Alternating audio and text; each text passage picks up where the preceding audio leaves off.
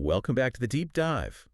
Today, we are going to do something a little different. A little different. Yeah, I mean, usually we're tearing apart the latest tech trends or maybe, looking at the history of supply chains or trying to figure out how to optimize our calendars. Right, the hard data, the measurable stuff. Exactly. Yeah. But today, Mm-hmm. today we are going to try and measure the unmeasurable. We are talking about vibes. Vibes. It's a word that gets thrown around a lot these days, isn't it? Good vibes only, bad vibes, vibe check. All the time. It usually sounds like slang, you know? Huh. Like something you'd hear at a music festival or read on a neon sign in a coffee shop. Exactly. It Yeah. feels very loose. Yeah. Very subjective. It feels like something that belongs in the category of stuff we say but don't really mean literally. Mm-hmm. But I want to start with a scenario that I think every single person listening has experienced. You walk into a party, or actually, better yet, a conference room for a Monday morning meeting. Oof. And before anyone says a single word, before you've even made eye contact, you just want to turn around and leave. Yeah. The air feels heavy. Yes. The drywall smile. People are smiling. They're holding their coffees. The agenda's on the screen. But you feel drained just standing in the doorway. You do. You feel like the oxygen has been sucked out of the room. Right. It's physical. And then, contrast that with Sarah. Yeah. We all know a Sarah. Everyone knows a Sarah. Maybe she's not the CEO. Maybe she's not the loudest person in the room. She might just be sitting there taking notes. But when she walks in, The whole room shifts. the tension drops, shoulders go down, you feel safer, you feel funnier, you feel more alive just sitting next to her. It's palpable. You can feel it physically. It's not just an emotional reaction. It's a physiological shift in your own body. So the question and the thesis of everything we're covering today Mm-hmm. is this. Is that just a feeling? Is that just some poetic chemistry or charisma? Or is it real? Or is it a hard scientific metric? Hmm. What if your vibe is actually a broadcast frequency that determines everything from your bank account to your immune system? That is the core question. And to answer it, we are diving into the massive, somewhat controversial, and absolutely fascinating work of Dr. David R. Hawkins, specifically his seminal books, Power versus Force and Letting Go. Now, before we get into the meat of it, we have to talk about Hawkins himself. Because when I first looked at the reading list, I thought, okay, another self-help guru. Right. But he's a weirdly paradoxical figure. He isn't just some guy on a mountaintop, right? No, not at all. And that's what makes this specific material so sticky. Hawkins wasn't a crystal healer. He was a psychiatrist, a clinician. Serious one. A very serious one. He ran the largest psychiatric practice in New York for decades. He was treating the most severe cases. We're talking schizophrenia, severe alcoholism, catatonic depression. He was a man of science, deeply entrenched in the medical establishment. Okay, so he's grounded in a very, let's say, a very material reality. Completely. But then something happened. He had a series of profound spiritual experiences that essentially dissolved his ego. He went from being this high-powered clinician to spending years in a cabin, often in a state of silence, just processing this shift in consciousness. Wow. And when he came back to writing, he was trying to do something that sounds impossible. He was trying to bridge the gap between clinical science and mysticism. He's trying to connect two worlds that usually don't talk to each other. Exactly. He treated these books not as self-help, but essentially as an instruction manual for the human operating system. And the mission for this deep dive is to decode what he called the map of consciousness. We're going to look at the conflict between force, which is that gritty, exhausting, trying so hard energy, Pushing the boulder uphill. and power, which is something else entirely. But I have to stop you because before we get to the map, we have to talk about the compass. We have to talk about how he built this map. The methodology, of Yeah. course. The methodology. Because he didn't just guess these numbers, did he? He didn't just sit there and think, shame feels like a 20 out of 1,000. He claims this is empirical data. Right. And this is where we have to address the skepticism right up front. If you're a rational materialist, this is the part where you might want to turn this off, but I would urge you to stick with it. Okay. Because the methodology Hawkins used and refined over millions of tests is kinesiology, or muscle testing. Yeah, I have to admit, when I first read about this in the notes, I was like, okay, hold up. Muscle testing. It sounds a little woo-woo. It does. It sounds like a parlor trick. Ask my bicep if I should buy Bitcoin. How can pushing on someone's arm tell you anything about the truth of the universe? It does sound like magic at first glance, but we need to reframe how we view the body to understand why Hawkins bet his entire career on this. Okay, so reframe it for me. In Hawkins's view, the human body is a biological supercomputer. It is incredibly sensitive, and it is connected to what he called a non-local field of consciousness. Non-local field. What does that mean? Like a universal database? The cloud? Exactly. A perfect analogy. Think of your brain not as a hard drive that stores memory, but as a receiver, like a radio. Okay. The music isn't in the radio just picks up the signal. Hawkins argues that the human nervous system is a receiver for truth. It's constantly tuned in. Okay, but why the arm pushing? Why the muscle test? If we're a radio, why do we need to do this physical thing? Because the conscious mind, the voice in your head, the narrator, is a liar. A liar. A fantastic liar. We lie to ourselves all the time. We rationalize bad decisions. We tell ourselves we're happy when we're miserable. We have ego. We have bias. Right, the stories we tell ourselves. But the body is binary. It doesn't know how to lie. It is either a 1 on and strong, or it is a 0 off and weak. So walk me through the actual test. If I went to Hawkins' clinic in, say, 1980, what would happen? It's deceptively simple. You, the subject, would hold your arm out to the side, parallel to the floor. I, the tester, stand in front of you. I'd say, resist, and I'd push down on your wrist with just 2 fingers. Okay. Now, if you are holding a statement of truth in your mind, or if you are looking at something healthy, like a beautiful piece of art, or an organic apple, or thinking of a loved one, your bioelectrical system is coherent. Your arm stays rock solid. It locks in place. Okay, so positive input equals physical strength. Makes sense so far. Correct. But if you tell a lie, even a small one, like my name is Bob, or if you hold a toxic substance like artificial sweetener or a fluorescent bulb, or if you hold a thought of hatred or shame, the arm goes weak. Instantly. Instantly. Like, you can't fight it. Instantly. You cannot consciously keep it up. The signal from the brain to the muscle is interrupted by the negative frequency. It's like a short circuit in your body's wiring. Okay, I have to play devil's advocate here. You do. Isn't this just the ideomotor effect? Like a Ouija board. Maybe the tester is just pushing harder when they want the answer to be no, or the subject is unconsciously yielding because they think they should. How do we know this is real? That is the most common critique, and it's a valid one. Hawkins was very aware of this. That's why he emphasized double-blind studies. Okay, so how would that work? He would have people hold sealed, unmarked envelopes with substances inside, say vitamin C in one and, a mild poison like arsenic in another, without the tester or the subject knowing which is which. So nobody in the room knows what's in the envelope? Nobody. And the muscle test would still accurately identify the toxic substance versus the healthy one every single time. The arm would go weak for the arsenic and stay strong for the vitamin C, regardless of what the person thought was in the envelope. So the body knew what was in the envelope, even when the mind didn't. That's the claim. The body reacts to the actual energy field of the substance, not the mental label you put on it. And he didn't do this a few times. Hawkins performed millions of these calibrations over decades, using teams of test subjects. Millions? Millions. He wasn't just testing apples. He was mapping the energy level of every human emotion, every thought pattern, philosophical concepts, books, historical figures. He was essentially creating a periodic table of the human experience. That is a wild concept, a periodic table of vibes. Yeah. So let's look at this scale he created. He calls it the map of consciousness. It goes from 1 to 1,000. Correct. 1 to 1,000. But here is the detail that changes everything, and if you miss this, you miss the whole point of the book. The scale is logarithmic. Okay, let's do a quick math refresher, because logarithmic is one of those words I haven't used since high school calculus. What does that mean for me, for the listener? It means the numbers are exponents. They are powers of 10. So a jump from 100 to 200 isn't adding 100 units of energy. It's a jump from 10 to the power of 100 to 10 to the power of 200. Wait, say that again? Level 300 isn't just twice as good as level 150. It is 10 to the power of 300 versus 10 to the power of 150. Whoa.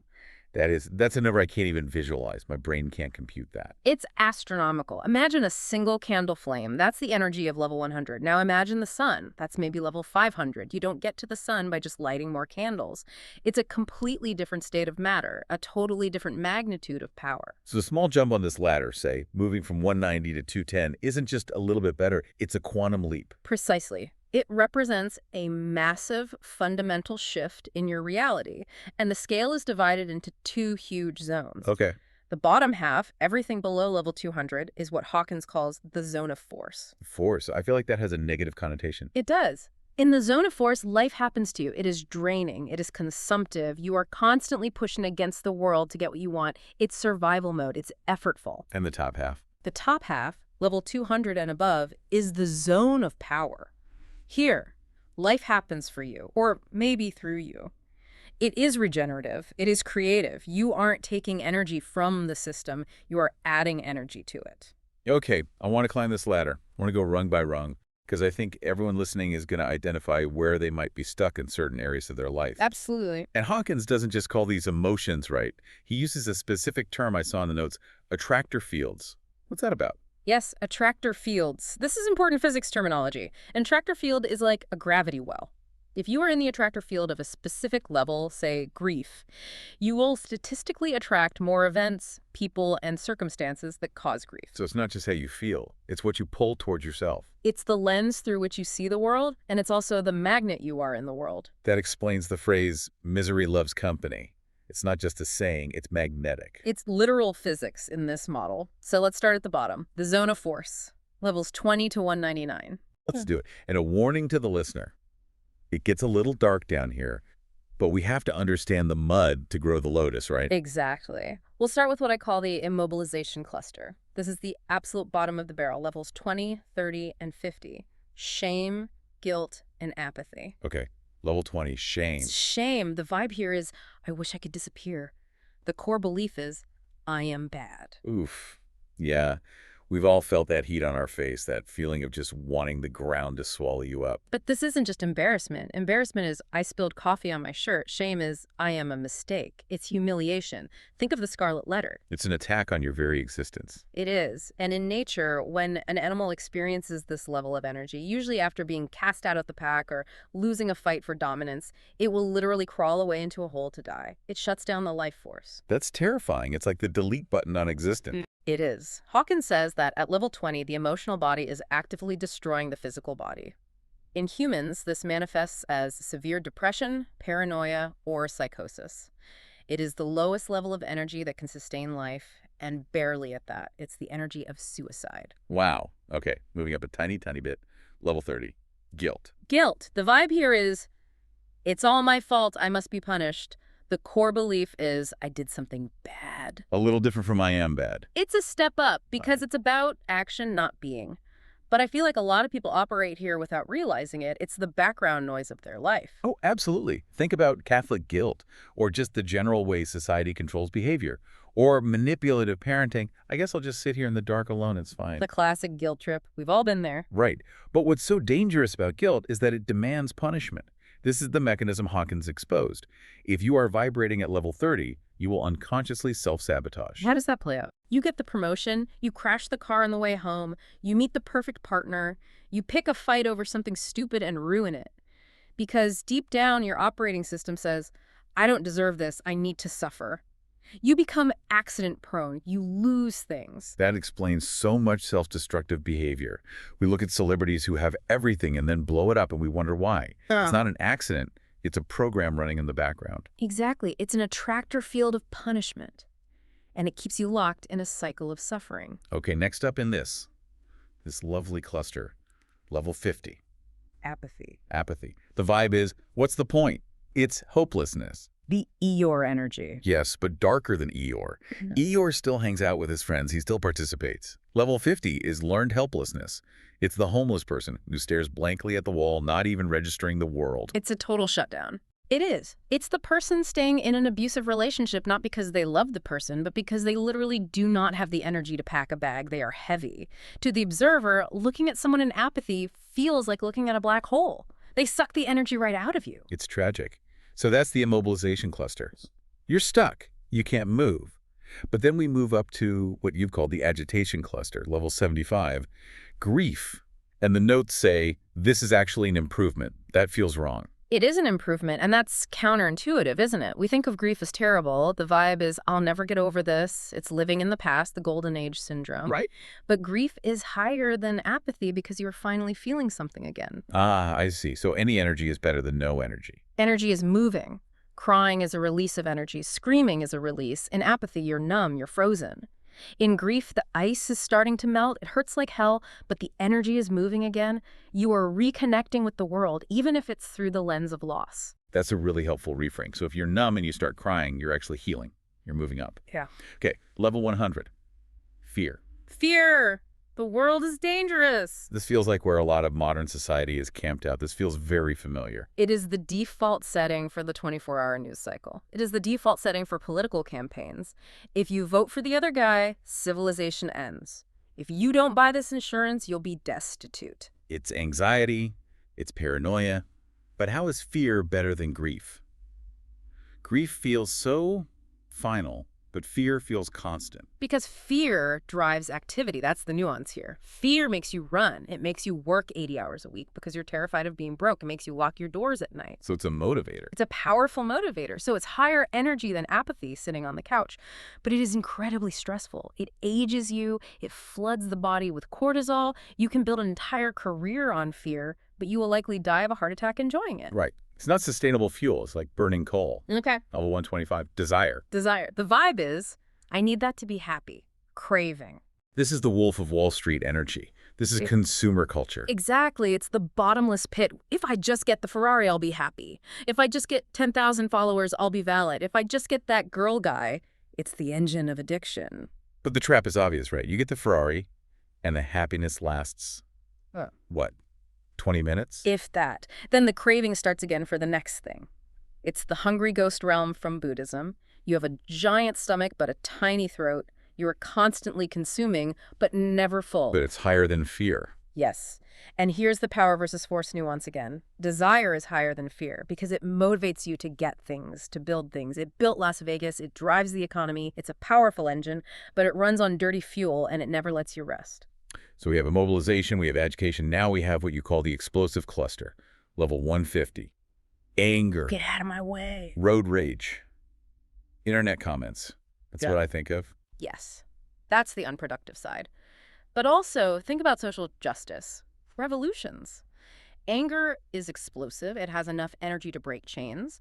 If you are in apathy or fear, you accept oppression. When you get to anger, you say, no, this isn't fair. This has to change. So anger can be a catalyst, a really important one, actually. A huge catalyst, but it's volatile. It burns the vessel that holds it. What do you mean by that? You can use anger to leave a bad situation, but you can't live there. If you stay at 150, you become bitter, resentful, and physically ill. Ulcers, high blood pressure, inflammation, that's the body vibrating at 150. It's a destructive fire. Got it. Use it to break through the wall, then keep climbing. And the last stop in the zone of force is level 175. Pride. Pride. The vibe is, I'm better than you.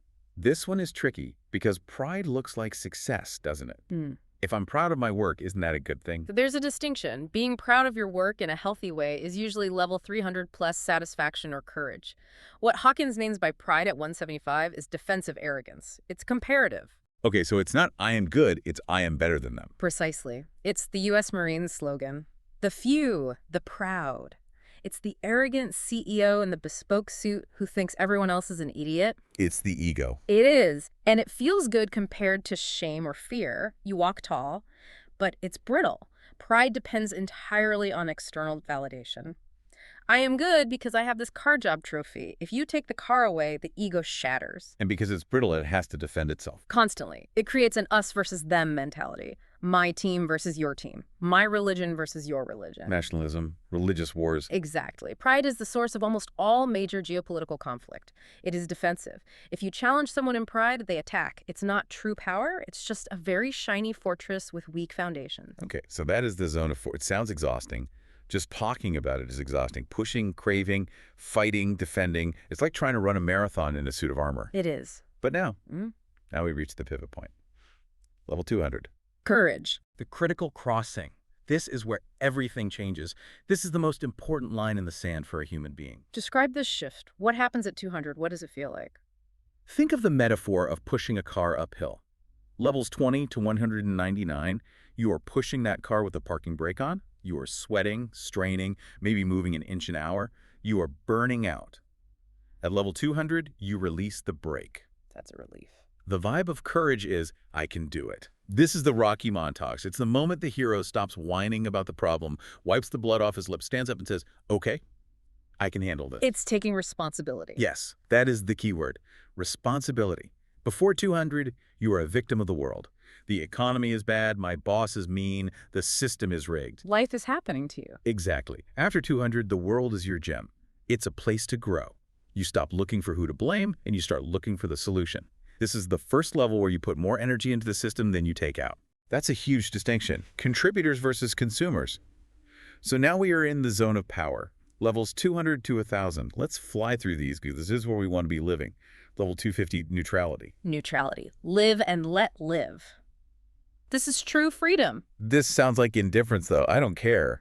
But that's apathy, isn't it? How is this different? Great catch. It's a critical distinction. Indifference is, I don't care because it's pointless, level 50.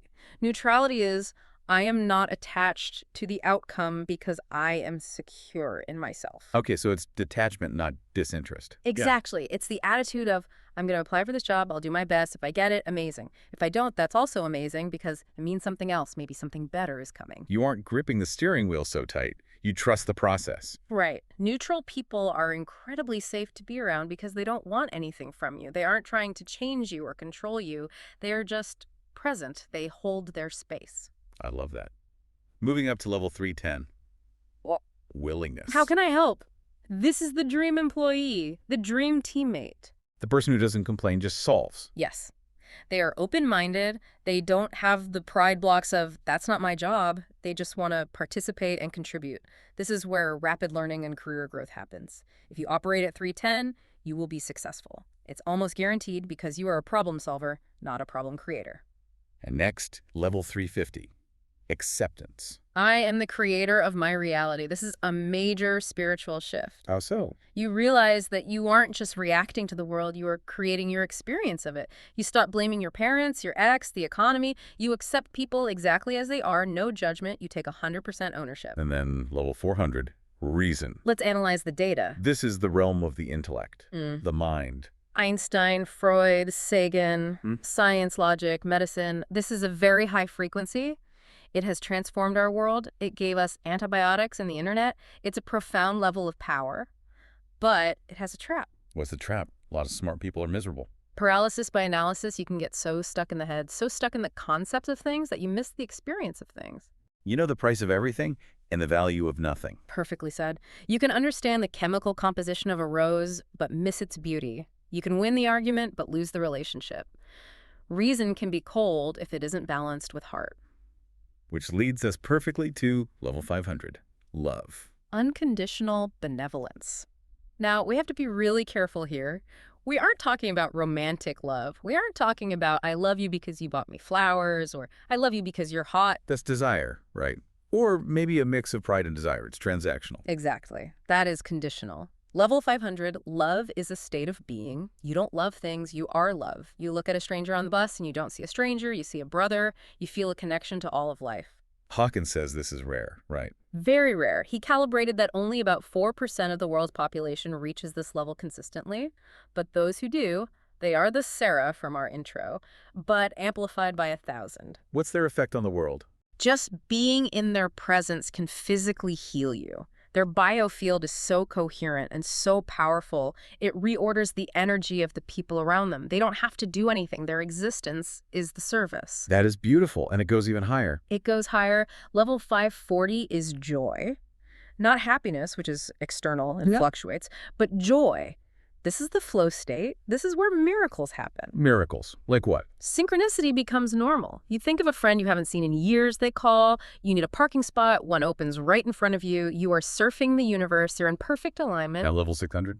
Peace, bliss, stillness. The distinction between me and you dissolves completely. Time stops. This is the level of great mystics and sages. He says maybe 1 in 10 million people reach this state. And finally, 700 to 1,000. Enlightenment. Divinity, the avatars, Krishna, Buddha, Jesus, these figures didn't just have a high energy, they were the organizing energy fields of history. They changed the course of civilization just by walking the earth. And that ties back to the force versus power idea. Perfectly. They never commanded armies, they never held political office, yet 2,000 years later, we are still talking about them. That is the difference between power and force. Napoleon had force, Jesus had power. Napoleon is a history lesson, Jesus is a religion that shaped the world. So that is the ladder, from shame to enlightenment. But here is where it gets really interesting for the listener, because you mentioned the math earlier. The logarithmic scale, it's not just that the top is stronger, it's that the top counterbalances the bottom. Yes, this is the secret math of power. And honestly, this is the only thing that lets me sleep at night when I look at the news. Break this down for us, because this is a mind-bending idea. Because the scale is logarithmic, the power of the upper levels counterbalances the lower levels essentially exponentially. One person at the top outweighs millions at the bottom. Give us the stats, the specific numbers. Okay, one single individual vibrating at level 300, that's just willingness, optimism, a good employee. That one person counterbalances 90,000 people operating below level 200. One person balances 90,000. That doesn't seem possible. It's the math. Now watch this. One individual at level 500, love, counterbalances 750,000 people below level 200. Wow. One person at love balances 750,000 people in shame, guilt, fear. Yes. And one individual at level 700, a true sage like a Gandhi or Mother Teresa, counterbalances 70 million people below level 200. 70 Yeah. million. That is mind-blowing. It sounds almost unfair. It's physics. High-frequency energy is more ordered and coherent than low-frequency energy. Think of a dark stadium. That's the negativity, feels overwhelming. But if you light one flare, one source of coherence, it illuminates the whole section. The darkness doesn't fight back. The darkness doesn't fight the light. The darkness has no power. It is just the absence of light. So Gandhi didn't need an army. Mother Teresa didn't need a political party. They had power. So if we connect this to the bigger picture, the most selfish thing you can do, working on your own mental health, raising your own vibe, is actually the greatest service you can do for the world. Paradoxically, yes. By raising your frequency from anger to courage, from pride to neutrality, you are lifting the average of the entire collective consciousness. You become a buoy in the ocean of humanity, keeping the whole ship afloat. You don't have to go start a nonprofit. You can, but you don't have to. You just need to become a loving, peaceful person. That changes the math of the planet. Okay, I'm sold. I want to be a buoy. I want to get out of the force trap of anger and fear and pride. But how? This is the practical part. Right. Hawkins wrote a whole book called Letting Go. We can't just wish ourselves up the ladder from guilt to acceptance. No, you have to do the work. And the technique he offers is deceptively simple, but it is incredibly hard to master. It's often called the Sedona method style of release. Before we get to the technique, let's talk about what we usually do wrong. Huh. Because I think most of us deal with negative emotions in two ways, and only two ways. Suppression or expression. Suppression is, boys don't cry. Put on a brave face. Right. Stucking it down. I'm fine, I'm fine. We clench our jaws, we distract ourselves with Netflix or food or work. But the energy doesn't go away. Where does it go? It gets compressed, it gets stored in the body, it rots the body from the inside out. This is where psychosomatic illness comes from. Hawkins says high blood pressure is often just suppressed rage. Cancer can be linked to long-held resentment. Expression. That's venting. Right. We're told venting is good. Let it out.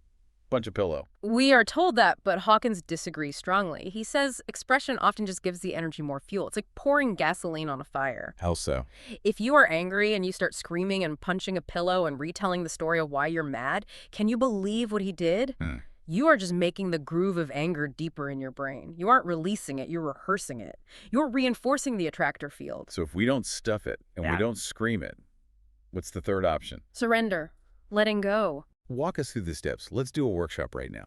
Let's say I have anxiety about a big presentation tomorrow. My chest is tight, my mind is racing. What do I do? Okay. Step 1. Observe. Acknowledge the feeling without judgment. I am feeling anxiety. Don't run from it. Don't turn on the TV. Just stop and look at it. Be present with it. Got it. I see the monster. I'm not fighting it yet. I'm just looking at it. Step 2. Allow. This is crucial.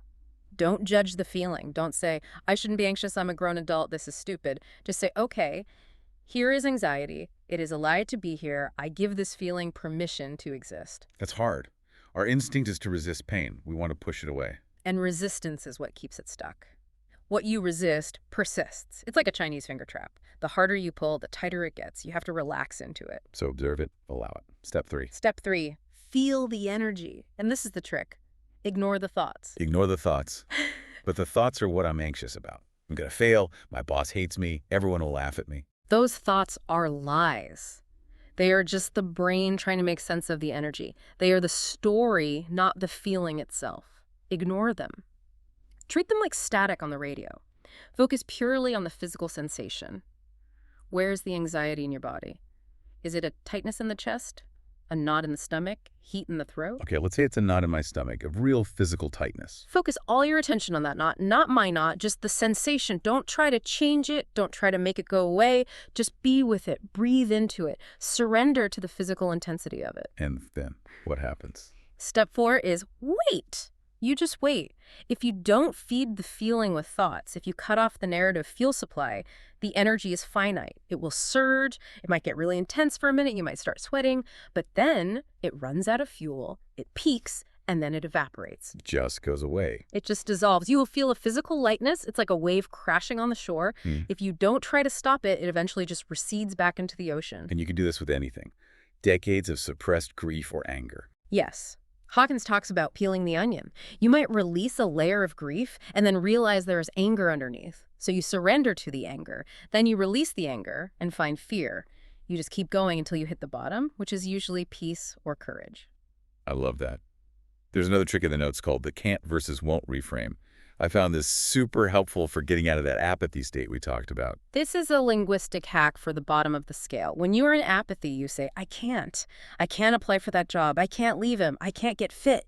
And it feels like a fact. It feels true, like a law of physics. But it's a lie. It's a victim statement. Hawkins says just change that one word, change I can't to I won't. So I won't apply for that job. Suddenly, you aren't a victim. You are making a choice. It forces you to be honest with yourself. I won't apply because I am scared of rejection. Ah, and just like that. Now you aren't in apathy, level 50. You are in fear, level 100. You just jumped 50 logarithmic points. And you can work with fear. You can use courage to overcome fear. You can't do anything with apathy, so I won't gives you your power back. It returns agency to you. That is such a simple, powerful tool. Okay, we've talked about the internal work, but what about the external? Our environment. Hawkins was pretty specific about curating the inputs, right? He was strict about it. He said everything you consume has a calibration. Everything.